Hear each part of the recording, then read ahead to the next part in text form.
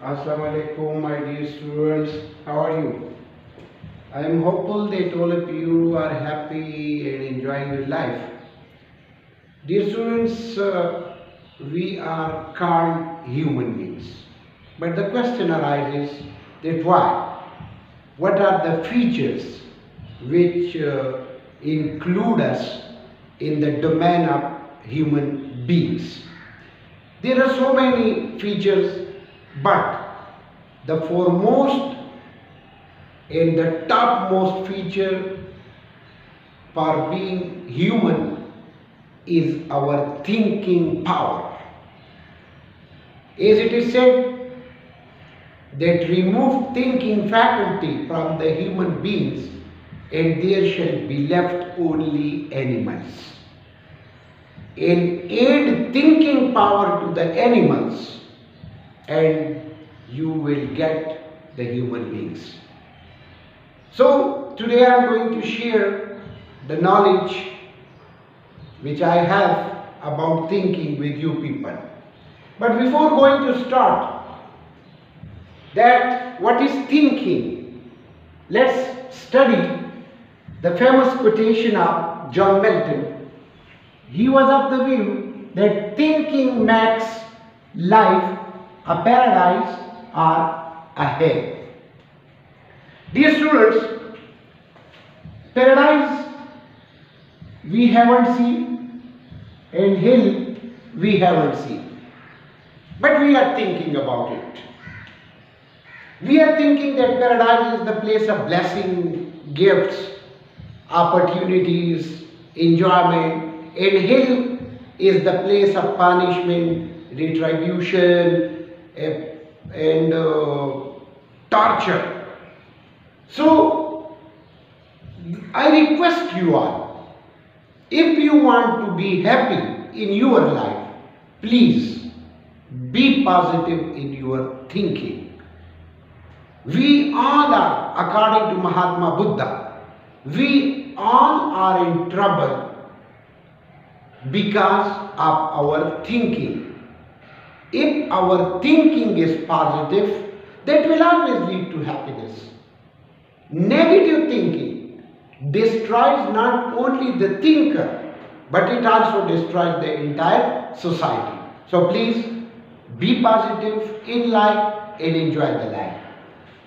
So human beings are rational. Rational means that they have been gifted with two faculties.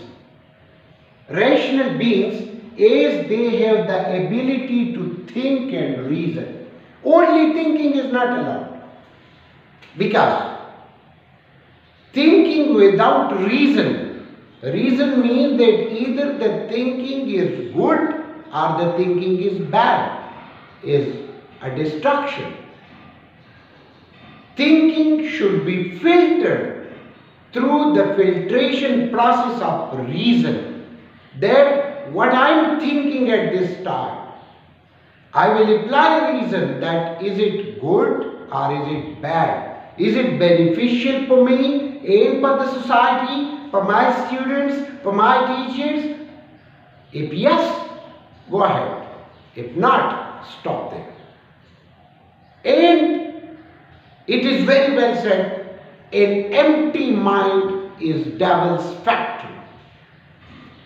It doesn't mean that empty mind is not having thinking. Empty minds are having thinking, but their thinking is negative. Always be positive. This definition is very compact, that thinking without reason is incomplete and reason without thinking is incomplete.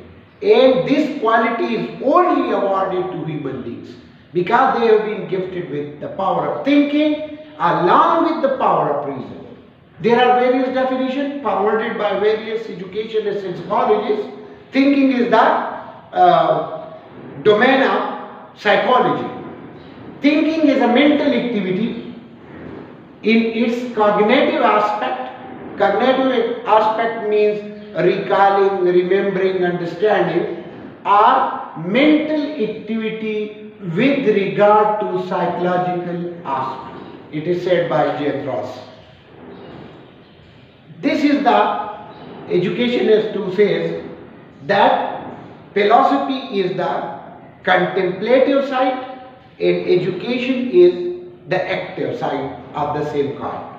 Thinking is a behavior which is often implicit. Implicit means which is hidden. Hidden means thinking is always hidden. Nobody can judge what I am thinking up till and until I shall not perform.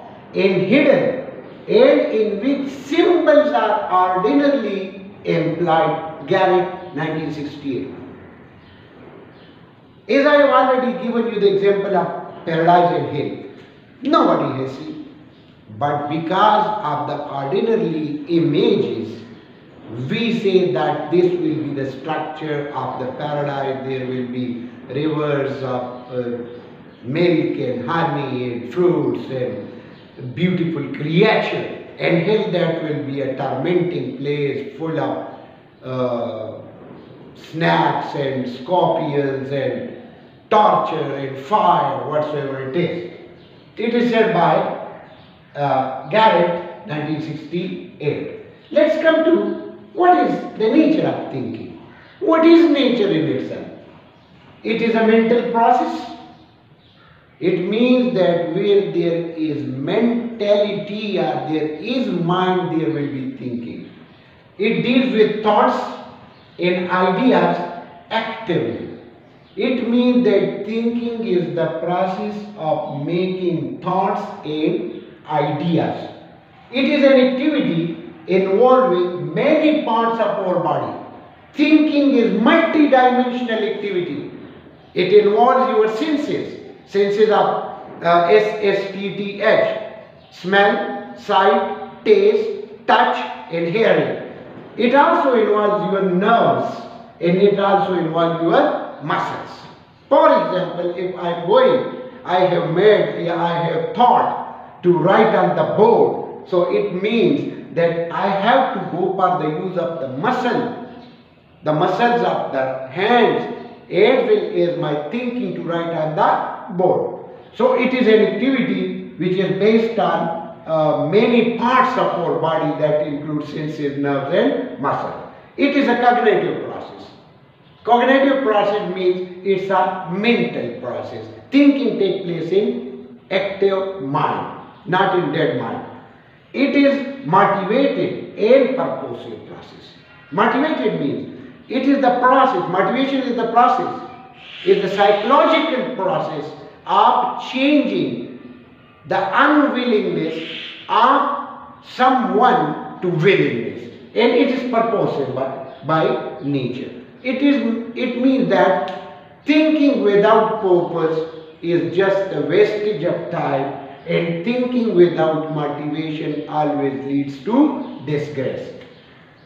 What are the elements? What are the requirements for thinking? The first thing is concepts. Without concepts, thinking is not possible. What are concepts? These are the generalized meanings attached to an object. For example, we have attached the meaning with father, mother, man, woman, house, as well as honesty. So, concepts are always on general basis. Then there is the need of language. Good thinking without expression is useless. And language means questions formation verbal.